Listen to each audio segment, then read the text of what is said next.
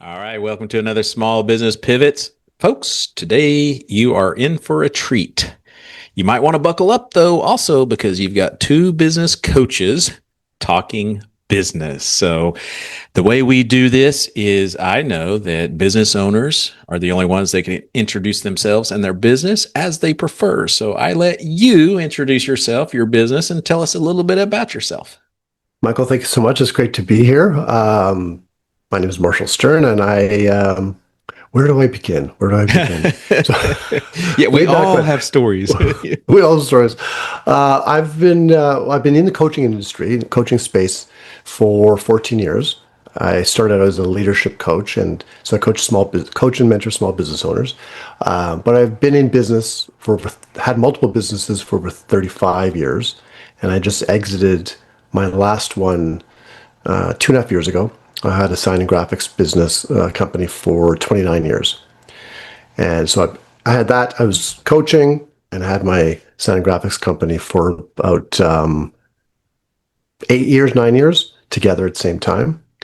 And then I started coaching in 11 years, 2012, I started coaching. I saw a hole in the marketplace where with business owners, and I know we've talked about this and you resonate with it.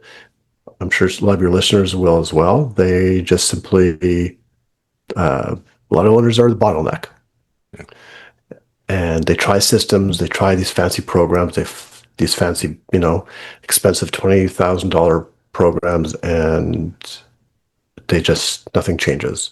Yeah. And because they don't change. So, anyways, that's what I do. I also have a podcast like you called The Stern Truth Business Unfiltered, and which you're going to be on as well, which I'm looking forward to that episode dropping. And plus, I guess I'm a husband and father of two amazing young adults now. Oh, fantastic. Fantastic. So, empty nest syndrome. No, no, no, no, no. They're not that young. They're not that Oh, old. They're still young. oh, They're young adults. One's away in university, and my other one's in university locally. So she's still at home. okay. Okay. So not quite the empty nest yet. Plus we Okay. have a little. Plus we have a little dog. I don't know if you could be an empty nest if you have a dog. That's true. They require more. No. Like, you Yeah. can't leave them at home alone for an Yeah. extended period of time. Yes. Older Yeah. children, possibly. So, yeah, Yes. Yes. absolutely. Well, let's just get into business because we're both business coaches. We could be on here for 24 years talking about business and the Hmm. challenges that we've both experienced and seen. For our listeners, both of us have owned businesses and both of us coach. So, with that experience, you kind of get a better outcome. You talked about people investing, tens of thousands of dollars, and maybe not just in one course, but I know business owners invest a lot of money in this 599 course and this one Hmm. course that's 1099 that is going to 10x your business, and they're still frustrated. So it's usually because they're stuck. You mentioned the bottleneck earlier. So what I know business owners think they know what that means. They feel it, but they don't actually know what's going on in their business when they are stuck. So, from your personal experience of owning a business, like me, I'm sure you got stuck from time to time. What's really going on in the business that a business coach can help with? That's a great question. I think the biggest thing and the fact that you, like me, have been in business, we've run businesses before, I think is massive. Because now I'm not knocking business coaches who come from corporate and have never owned a business, because some of them, if you're really good at your craft, if you're really good at coaching, the methodology of coaching, that's great. But when you have someone who has experience, like you have experience, I have experience, what happens is we take our own experiences, we've been there, we've been in the trenches. And I would say you could take any program, right? Like a evergreen program, those programs you said 10x your business. First of all, do you want a 10x? And do you have the support in place? But what I found for myself too, and many of my clients when I start working with them, is it's mindset and it's isolation and it's lonely being a business owner. Whether you have employees or not, it is lonely. And You really don't know who to trust, no one's holding you accountable. Where when you have a business coach, like a real business coach, right? Not a consultant, because there's a difference. So a business coach, someone who really coaches, will hold you accountable and they'll push you and they'll guide you. And I think that's the secret sauce. I think having a coach who helps you see things that you can't see is where the Speaking of magic is. things you can't see, what are some of the first things that you've seen from business owners that are stuck, that come to you? What are some of the typical challenges of why they're stuck and how they can move past that? Because a lot of business owners that come to us and you, I'm sure, they say, I don't have time to do one more thing. They feel like the coaching guidance is more homework Mhm. than helpful. Yeah, that's 100%. Yeah, I hear that. I would say, well, first of all, I mentioned the bottleneck and mindset, and I talked earlier about leadership. I think the opportunity for most, not just small business owners, but we're talking small business owners generally, is they're not acting like the leader in their business. I call it the entrepreneur, like ON, right? They're working more. It's like the E Myth thing. They're working too much in, and they think they're not empowering their team. They don't, whether it's a lack of belief, they have this control issue. Nobody can do better than I can, and that's going to hold anyone back. And I know I'm talking to your listeners. I'm talking to you right now, so you get it. So I want okay, the Olympics, right? When we record Winter Olympics, okay, and professional athletes, Olympic athletes, do they do it themselves? Can they get up at 5 a.m. every morning and go to the ice rink or to the track, to the pool? No, they have a team around them. They have people who are pushing them, guiding them. Maybe it's when they're young, it's their parents, and they have a coach. But as they get older, it's trainers, it's multiple coaches, it's mindset coaches, it's, you know, their physical coach. We need people. We need people to push us. And a book will help in the short term. 5-day rah-rah seminar will help in the short term. Yeah. You might invest 10, 15,000, but in the long term, like you problem with the motivational seminars, you come home a couple of days later, you're all pumped up, and a couple of days later, you can't remember why. So I think really just having that coach, that guide to, again, help you see things that you don't see within yourself and believe in you. And that's what a coach does. Sports coach, that's what they do. They believe in their athletes, right? The good ones. Not everyone does. Yeah. And that goes a long way. So the businesses you've had, did you see some of the same challenges that you see with business owners today, or have the times changed as far as the challenges? This is Q1 of 2026. Are there different Yeah. challenges, or are they kind of similar, just a little different? It's another really good question. I would say the biggest challenge now, most of the challenges are the same. Most of the challenges it goes back to the bottleneck. They're not empowering their team. They're trying to do it all themselves, and then they don't have time to grow their business. I mean, I was at a seminar years ago, and the gentleman, he was a business coach, and he said that business owners traditionally spend about 80% on admin work, everything else, and about 20% on business revenue generating activities. And you need to flip that. And most business owners don't, because it's more comfortable to do the books. It's more comfortable to even just send out estimates, right? I was in the sign industry for 29 years. Oh, I got comfortable. It was like, email comes in, I need this. Oh, I'll just sit in my computer, I'll just do this estimate, this quotation, right? Maybe I'll even go out and see them. And I wasn't valuing myself and what my hourly rate should be. Someone else could have done that just as good, or 90% as good, maybe even better than me. And it would have allowed me then to go out and really build the business. Going back to your question, Right now, I think it's like part of its mindset, part of its reality. I would say it's employees. That's what I hear is the biggest challenge. And that the employees, it's hard to find good people. It's hard to keep good people. That has changed a little bit over the past, right? I think ever since the pandemic. It's also a generational thing. Now I'm aging myself, but and I knew that in my own business when I started hiring younger people, it's different. And you even watch like any Simon Sinek video. I mean, the millennials, the Gen Zs. I mean, it's a different. They have different philosophies. They have different mindsets, and you have to lead them differently. Because if you expect the same as you expect from the Gen Xers, you're going to be disappointed. It's going and you'll fail. I hear quite a few older business owners often say, why can't they just do what they're supposed to like we did when we were working?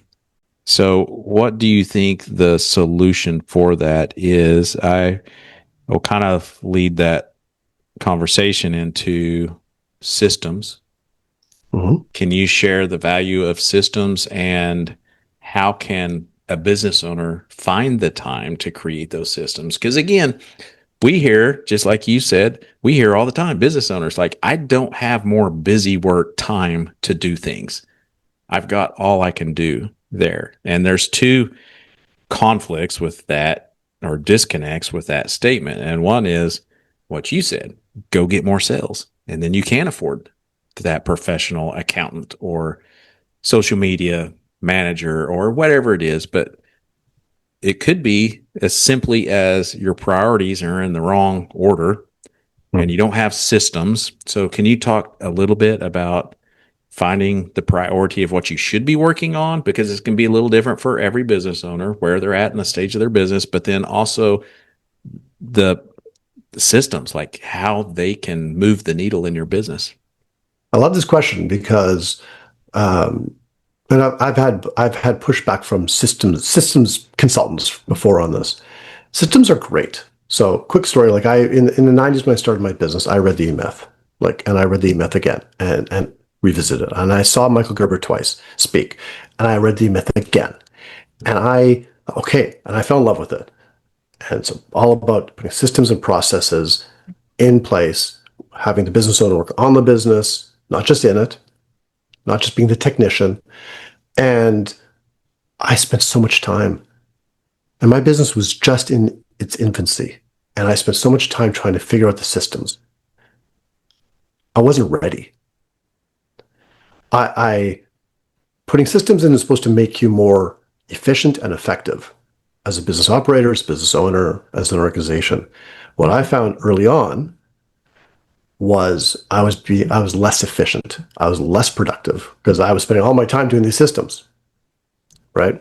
Yeah. So I think it depends. You said like it depends what stage you're at. If you want to grow, some people are fine. They're just like, hey, it's me. I'm a digital marketer or I'm a coach. You still have to have some sort of system. Lead comes in. What do you do with it? Write it down. Put it in a Google Doc, right? Just so it's there. But if you want to grow the business, even bring someone on, even like a virtual assistant to help you document. But honestly, Michael, ChatGPT is brilliant, or your AI tool. Like just go in there and just ask it. Just say, this is what I do. This is how we do it. And you can just talk to it or write it in.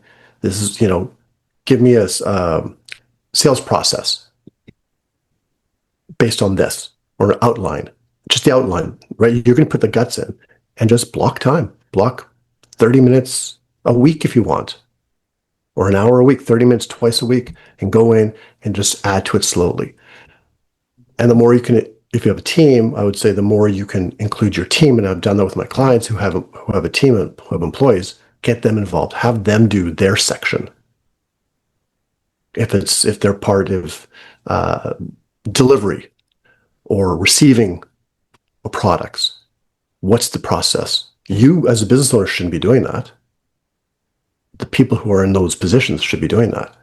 And they can journalize it. They can start to work on it. And they'll have more skin in the game and they feel more part of the organization. They're making a difference. But don't get Well, too stuck. Sorry, I was just no, gonna say don't get too stuck on, oh, I got to buy this system, like an EOS, great program, right? Traction, great book. EOS is a great program. It's not for everyone. right. If you're in your infancy, it's going to, like, first of all, it's too much. It's too robust.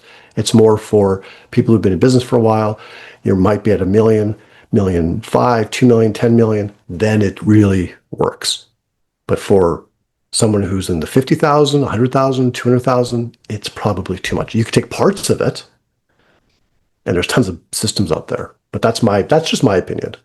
Systems are great, but they only work as well as you do. Well, you mentioned a very valid point, and that is the framework that you just shared has got some good stuff in it that's Mm-hmm. applicable. So, speaking of that, what are those essentials that are applicable that the smaller businesses should be focused on? Because we talked about managing your time in the right spaces, knowing Mm-hmm. when to work on this and what order, things like that. So, what are those essentials you feel like, price point's going to change this? If you've got a $50,000 widget, $200,000 isn't very many sales. But if you're mowing yards for $50, 250,000 is a lot of projects. So Mm-hmm. comparing that kind of business, what do you feel like these are the essentials? These three or these five or these are things so that they don't get overwhelmed, because I find for some reason business owners, we always want to work on things that don't matter. Like you said, Mm-hmm. you spent a lot of time creating all these systems, and you know what? It doesn't matter right now. I should have been out there selling, but how is one to know what should I be working on? Yeah. Yeah. Thank you. That's a great question. I would say sales process. You have to understand your sales process. And not necessarily if you have sales, just if you have a sales team, which obviously that's massive, because if you onboard someone new, the whole idea with the systems and processes are so that when you onboard someone new, right, or if you want to exit you should build a really good book is built to sell. Build your business to sell it, even if you don't want to sell it. So the more you are the business, the less it's sellable. So if you have this is the manual. This is how we do sales. This is what we do when a lead comes in. This is how we follow up. That's great if you have a sales team or want to have a sales team. But just even for yourself, if you are the business owner, you are the main person or the only person selling, how do you do it? And it helps you get clear in your own mind, and it helps you find the gap, especially if you're working with a coach, even better, because they can help you find the gaps, right? If you're following up, if you don't have a system for follow up, that's number one. You just found that out as going through your sales process. I just did this with a client last week, and they didn't have a follow up plan. It was all in their head. So once they started writing it down, it's like, oh yeah, you know what? I really don't have a plan in place. Is it 2 weeks? Is it 1 week? No, it's too long. You should be following up right away. So put a system in place. So it really helps you on the revenue side, because that's what's going to drive the business. So I would say sales process. I would say onboarding clients, depending on what type of business it is. If you're selling widgets, it might be a bit different. Then it would be just delivery. And onboarding employees. So hiring, what is your process? Yeah, those But are all of all essential. Yeah. and I'm curious what you think, and all of that doesn't matter one bit if you don't have your own mindset process Yeah. and a leadership process of how you show up. Because everything, the saying, the buck stops here. Yeah. And you could take EOS, which is a great framework. You could do the E-Myth thing. I did E-Myth coach. You could do this program, that program. There's so many of them out there. Pumpkin plant. There's so many of them out there. But if you don't believe, it sounds religious. If you don't believe, if you're not a believer, Yeah. right? And you're not standing in that leadership role fully, then none of it matters, because it's just going to fall by the wayside. And I agree. So a lot of it is mindset. And there's a couple of things. One of my quotes I say all the time is discomfort means we're growing. Hmm. So if you're comfortable, you're probably not working on the right things. You're just doing redundant work that anybody else could probably do. The second thing is my another quote I use is until I change, nothing around me changes. In other words, you got to work on yourself. It's not always about working on the business. It's working on yourself because a better Mhm. self will make a better business. And if you're using your craft or your skill set or your limitations, well, guess what? There's a bottleneck right there. That's an example of a bottleneck. You're only going to take yourself so far as far as you've ever been. That's why the coaching, and that's kind of what leads me to my next question. In a nutshell, because sometimes I even get confused. You've mentioned coach frequently. You also mentioned earlier consultant. So they are not the same. And I would have a hard time describing with all the noise out there. But do you kind of have a small description of what those are so people know the difference between a consultant and coach? And if not, that's fine. We're all confused. Yeah, no, I do. And a prime example is this. Back in Cue the Harp, like 1997 or something, I hired my first salesperson, okay, account manager. And it was a friend of mine. Okay, that's a whole other episode. You're right. Luckily, Hire okay, friends and family. yeah. Luckily, everything worked out. It didn't work out, but it worked out. I'll explain. He was with me for a year, and it just didn't work out. We parted ways, but we remained friends. I don't recommend that for people. Agreed. I second that. Okay, but when I hired him, I thought I met this coach, Coach Kevin, great guy. One of my clients said, "You customers said you have this from my sign and graphics company. You have to meet Kevin. He's amazing, great business coach." I hired him. It was a 1 year agreement. Okay, engagement. He was not a coach at the time. He was a consultant. And because what he did was he came into our operation. He sat down with me and the account manager, and he interviewed us. He interviewed my staff, the rest of the staff. He interviewed some of my key clients, key accounts, and he interviewed some vendors. And he did some market research. I do that with like my little Yeah. air quotes. And he came back with a binder. And he said, "Here, this is what you do." Oh, That's what a consultant does. okay. Some consultant will help implement, okay, which is great, but then they walk away. And there was zero coaching. The only questions asked were at the beginning. What's our vision? What do we want? That sort of thing. Nothing about none of the coachy stuff, like what's holding you back, where's the bottleneck in your business. It was just simply industry focused and what we wanted. And then he did some research, came back, and then the engagement for the year was we met once a month. And he said, "How's it going? Do you have any questions?" kind of thing. Mm-hmm. Consultants go in and they try to help you fix things. And there's a place for consultants. So I'm not here talking down on consultants, but consultants alone. If you're a consultant, and there are people who are business coaches and consultants, to me, consultants alone just go in and they consult. That's what they do. They look at the operations and they say, here's a gap, which is important for sure. This is what I think you should do to fix it. Difference between coaches and consultants. A consultant will say, this is how you should fix it. Problem with the one like we had, we didn't have buy-in. His is all about sales. That's really what he was, a sales consultant or supposed to be a sales coach. His approach, we didn't buy into. We didn't feel comfortable with. He didn't push back on it. He just said, do it. So what do you think happened? If you are told to do something you're not comfortable doing, you don't do it. You might try it and then you just drop it. Whereas a coach is going to dig deeper. A coach is going to say, why didn't you do it? And they're usually not going to say, do it. They'll say, what will you do? Maybe here's some suggestions. And if you don't do it, they're holding you accountable. They will dig deeper and say, well, why didn't you do it? What's going on? You say you want this, right? No, that's the accountability and the pushing and the kick in the butt sometimes. You say you want this, but you're not willing to do this. Well, I think it's too salesy. Okay, let's find a better approach. What are you comfortable doing? That will ultimately lead to the same outcome. That's more of what a coach does, I if that like makes that. sense. I like that.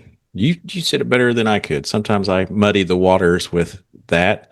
I kind of and again, the water is muddy because Mm-hmm.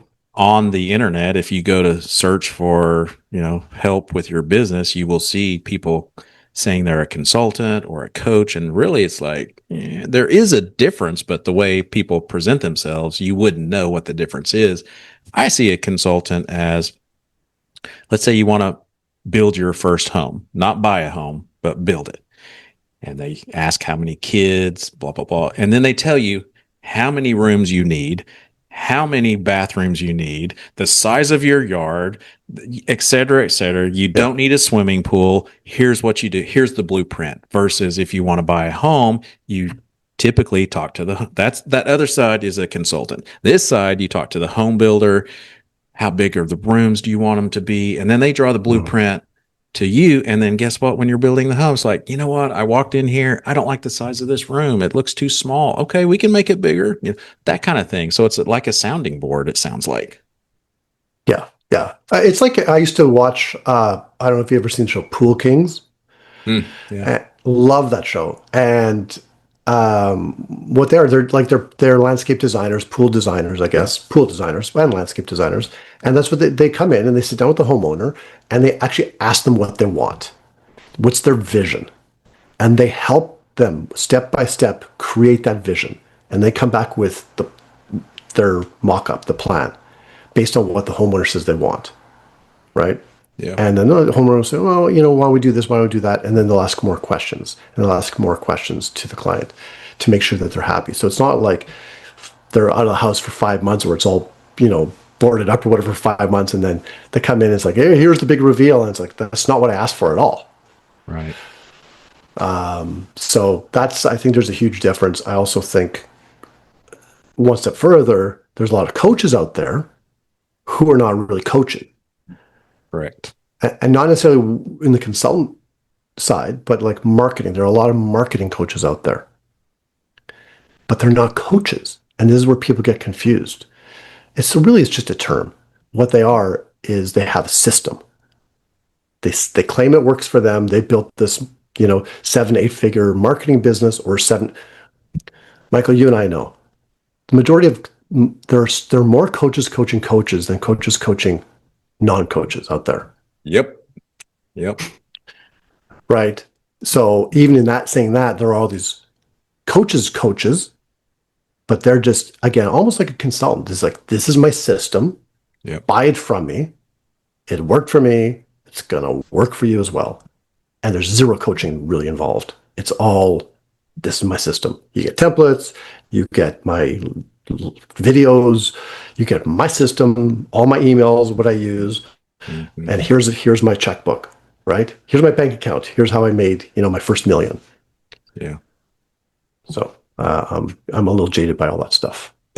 Well, it's a touchy subject because I know you and you know me, and I hands down have no problem say we are humbled coaches. We've walked in those Mm-hmm. shoes. We are ethical coaches. We can actually help. And then there's so many others that they're a coach to be a coach, and then they end up coaching other coaches because they weren't successful coaching. And so, but I can make money off coaches because they're very vulnerable. It's a hard type of business Yep. to build. So I'll just say that I've got, we could go on and on. Like any Yep. other industry, attorneys, doctors, whatever it is, there's good and there's bad. So we're not knocking people. We're just kind of sharing, be cautious. So if someone's looking for a coach, what do you think they should start with? Because there's so many out there. How would you know if you're getting a good coach or not for you? Okay, so I would, first off, there has to be a connection.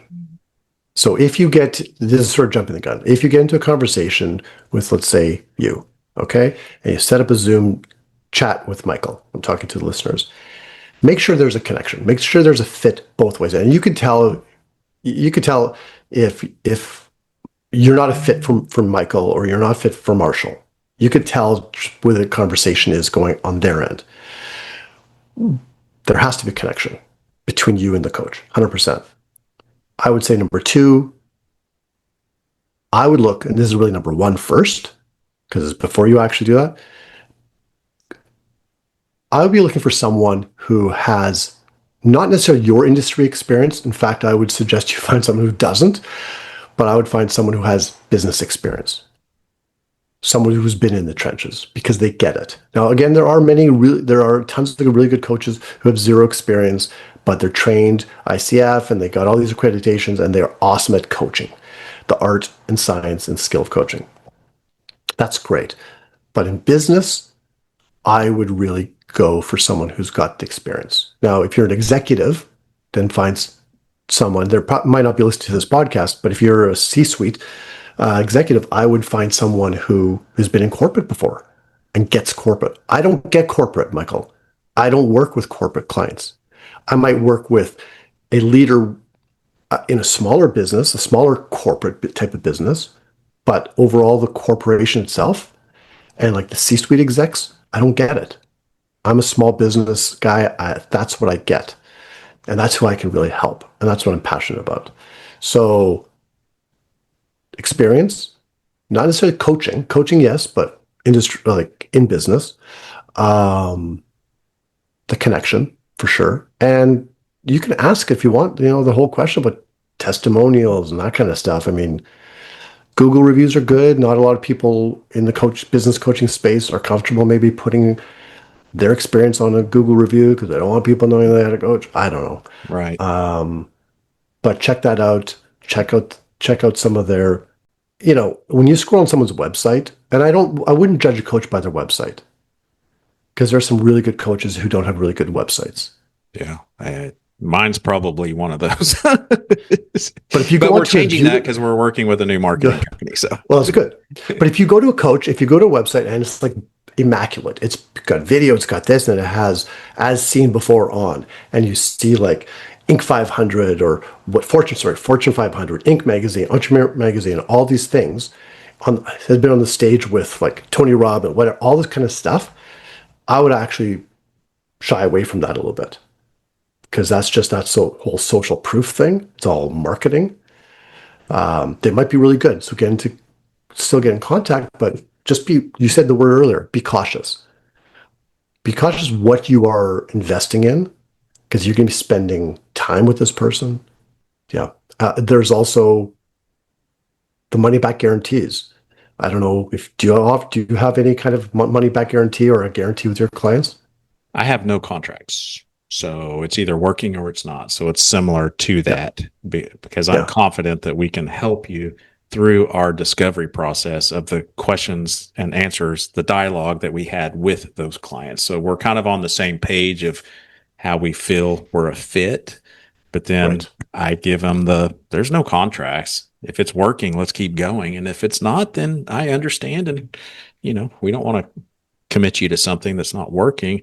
I will add one little thing. And so just for our listeners, Small Business Pivots, we do not rehearse questions. We do not share what the questions are. So from time to time, I'm not one-upping anyone saying, oh, well, here's another good idea. It's just like when you're on the spot, it's like you can't think of anything. But one thing I will add for our listeners, if they're looking for a business coach, treat it like you're going to a doctor.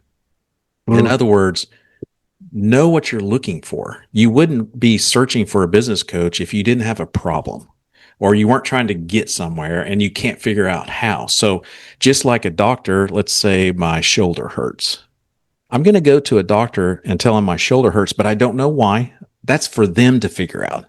So at least kind of know, using that same analogy, go to a coach and at least know what you're looking for. Is it you can't find good employees, or maybe it is sales, or maybe it's my finance, or maybe it's just your entire business is in disarray. I don't know, but at least understand the pain so you have a conversation. And if you're looking for an operations of how to get infrastructure straightened out, and this person over here is more a CFO type coach, that's not really going to probably help you today. that's a good Right. coach, but maybe not help you. That's a fit for somebody else. I just wanted to add Yeah. that I found helpful. But most people, if they're at the point looking for a coach, they know there's a problem. So one thing I do, but I do agree with what you're saying. Don't go into a conversation, go onto a call with someone with a coach, potential coach. Like you, I'm going to add to that. Interview them, Yeah. Yes. right? Interview them. But yeah, like you said, understand or have the awareness as to what you want help with. Right. And you might just be honestly, like I get in conversations with people, I'm just overwhelmed. I need help. Exactly. I don't know. I don't know what the problem is. Some people think they know what the problem is. They think they have a people problem, but they don't have a people problem. They have maybe a process problem, or they might have a leadership problem, which is themselves or their team, leadership Yeah. team. Usually, what they think the problem is not the problem. It's the symptom. It's not the problem. We know that. That's almost 100% of the time that I have found. They call us with this and we're like, that's a symptom of the problem. We talked about growth and earlier, and so I kind of want to get into that debate, the difference between growing a business and scaling a business, because those are actually two different things. What would be your definition, and how could that help a business owner understand? Because I have business owners call all the time. Yeah, I want to scale my business, and they're doing like 32,000 a year, and Mhm. so can you break down? Well, yeah, that's a That's really a good question. Yeah. Do we have enough I time? don't. Can I chat GPT the answer? Yeah. Honestly, to me, it's kind of like what you said. It's at the stage that they're at, but to me, it's more of a mindset. When you say you want to grow the business, when you say you want to scale the business, here's the thing. I was in the signage industry, right? People would come to us and say, Marshall, we're looking, or to my account management, my in-house account manager, they say, oh, they email, we're looking for a billboard sign. We say, sorry, we don't do billboard signs. No, no, no, hang on. What do they mean by billboard signs? The big, 3 feet by 10 feet, you can roll it up, put it up for sale, or, oh, you mean banners? Yes, they call it a billboard sign, but it's a banner. So we do those. So dig down deeper, right? Yeah. When you say you want to scale, what do you mean by scaling? Because scaling means massive growth. Scaling can mean, to some people, might mean, oh, I want to scale my business. I want to increase sales by 20%. I want to expand my product line. Okay, is that scaling or is that growing? Scaling to me means, and I'd like to know what your definition of scaling is, Let me right? chat real quick while You, you're talking. No, I'm just kidding. yeah. Okay. Scaling to me means building systems and processes in place, almost like the McDonald's way, right? Systems and processes in place so you don't have to be there. You're scaling, you have people in place, you're multiple locations, multiple product lines, massive growth without you having to do much more, if that makes sense. Yeah. Whereas growing, obviously we know what growth is, but the growth scaling, you have to grow in order to scale, but you don't have to scale in order to grow. Does that make sense? Yeah, it does. I We'll think, say it does. I think, but I'm Because it is curious. confusing. I'm It is curious to you. Like, confusing. yeah, yeah. I'm curious what you think. So again, I can get long-winded on this question and answer, but to me, growth or if someone has they're wanting to grow, they're usually just trying to grow their sales with Mm-hmm. no intent of can they do they have the bandwidth to produce those sales? In other words, are they intentionally growing using the resources and tools that they currently have and will have to invest in? Yeah, And as yeah, they're growing that revenue, I'm using my fingers here, the sales are going up, the liabilities are going up, but between those two, the gap is getting bigger, which means their margins are getting bigger versus just growth is just, we need more sales, hire another salesperson. Oh my gosh, we're backed up in production. We need to hire 5 more warehouse. Next yeah, thing you know, you've got 50 employees doing $100,000 worth of business a year, and now you're in the red because you can't afford them all. There was no intention with those how you're going to get yeah, those sales done. I don't know if that makes sense or not, but yeah, yeah. That actually, your definition is much more clear than mine. Scaling is more intentional. Scaling is you have, intentional. but I did say like you have to put those systems and processes in place so that you can grow to the numbers that you really want to grow. Yeah, But in order to there's a grow to that point, process. There's a Yeah, process. In definitely order to an grow to where, intentional process. so if you, in order to grow to that place, you have to scale. You have to put the systems in place to scale, right? I love it. And that does mean adding more people to your team. Whereas growing might just mean it could mean adding people. It's also like what do they? That's where the confusion is. Like coaching and consulting. Yeah. Maybe people do really want to scale, but they're calling it growth. Maybe people just do want growth. They just want 10% growth, or they want to grow their profit line, profit margin, right? Yeah. Which isn't scaling. It can What be, but it, Yeah. What do you hope that a small business owner would take away from our conversation today? Because we have come at them with a fire hose. I would say look at yourself. I can't remember how you put it, but I always say when about change. When if you really want things to change in your business, you need to be the one to change. It Right. starts with you. And you could hire a coach, an amazing coach like Michael. You can hire a consultant. It doesn't really matter. If you are not willing to look at yourself and make the change inward, inside out, a lot of the times you go online, you see all this other stuff, and it's outside in. Hire us. We're going to give you all this stuff. It's the outside in method. It has to come from you. A really good coach will help you dig that out.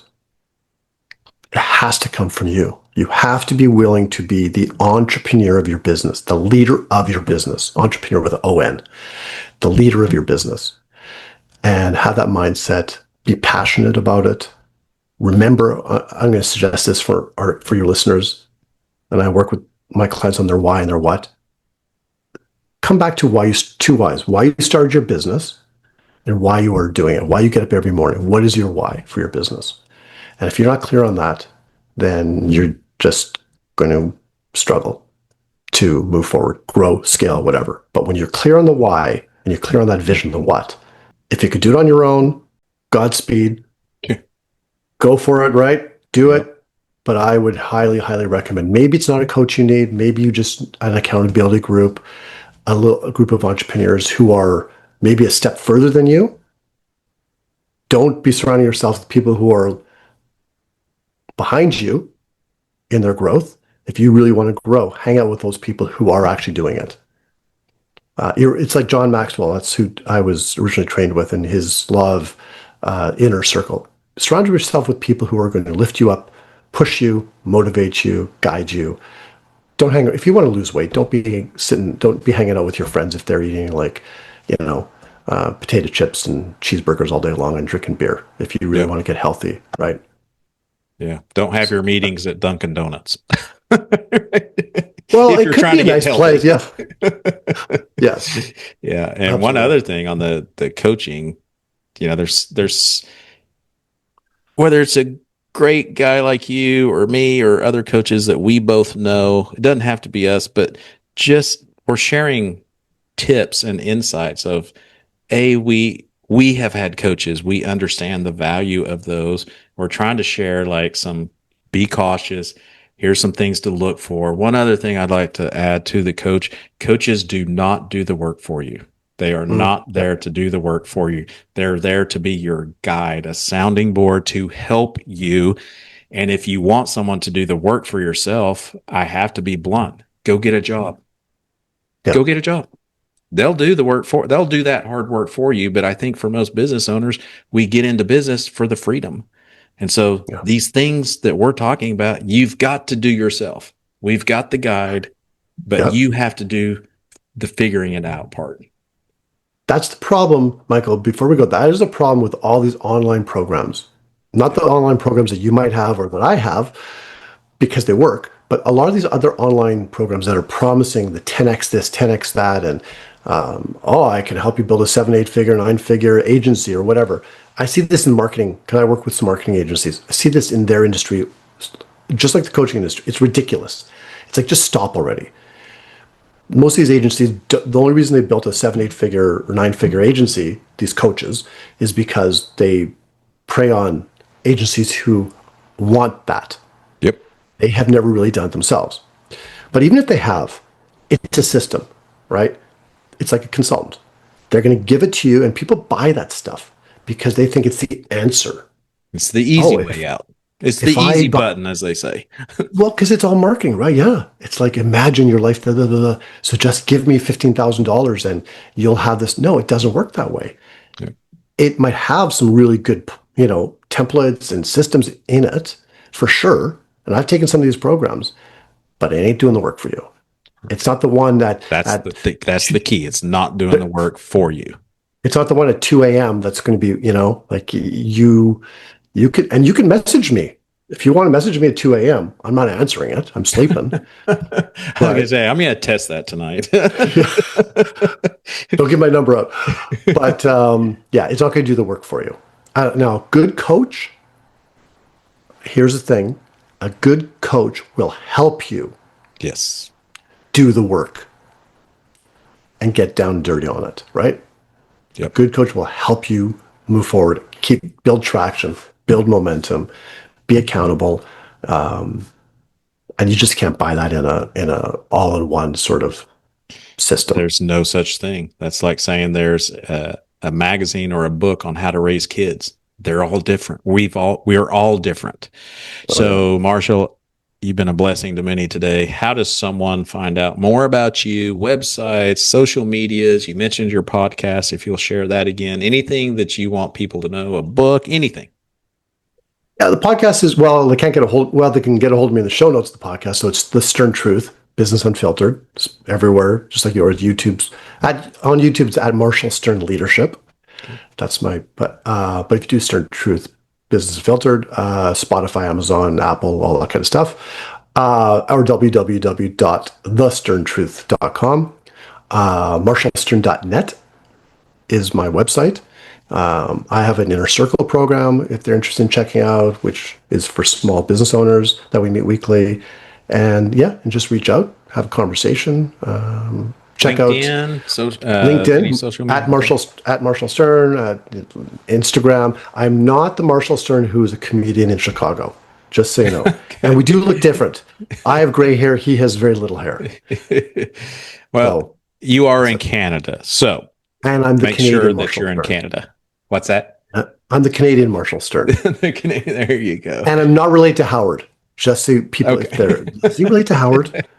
Yeah. Sometimes those are bullet points we need to remember. Like, I'm not this and I'm not that, so. Yeah. Well, Marshall, again, thank you very much. I'm sure our listeners have enjoyed this. I encourage them to go check you out. Definitely listen to the podcast. Folks, I listen to the podcast. I listen to his podcast. You're the one. You're the one. And I was on the podcast. So we can all learn something. Learn to earn, right? Until I change, nothing around me changes. So as a coach, I'm sure you do as well. I have coaches. I see the value in them. I have coaches myself. I learn from other coaches because we don't know what we don't know. And we'll wrap it up there. Be sure you go follow Marshall. Thank you, Marshall. Thank you. Thank you for listening to Small Business Pivots. This podcast is created and produced by my company, Boss. Our business is growing yours.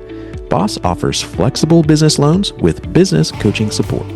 Apply in minutes and get approved and funded in as little as 24 to 48 hours at businessownershipsimplified.com.